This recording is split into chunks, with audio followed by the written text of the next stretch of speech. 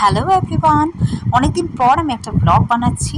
তো সকালবেলা উঠে বেহালাতে এত বৃষ্টি হচ্ছে দেখলাম, কিন্তু ভাবলাম যে আজকে তো আমার একটা জায়গায় যাওয়ার আছে। কোথায় যাওয়ার আছে সেটা বলবো, তার আগে দেখো সকালবেলা কি কি রান্না করলাম। ঢেঁড়স আলু ভাজা ওখানে হচ্ছে, এটা আলু পটলের তরকারি, আর হচ্ছে সাথে ঘুগনি।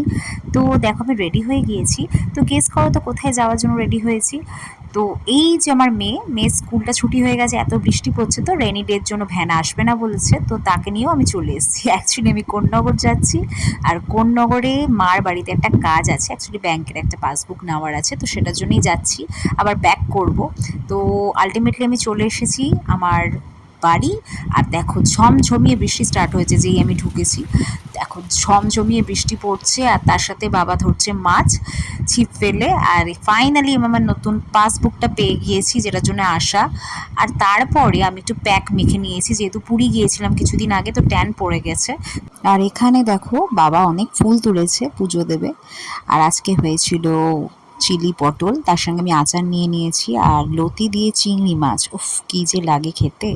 আর তার সাথে হয়েছিল ফিশ কাটলেট, ভেটকি মাছের ফিশ কাটলেট।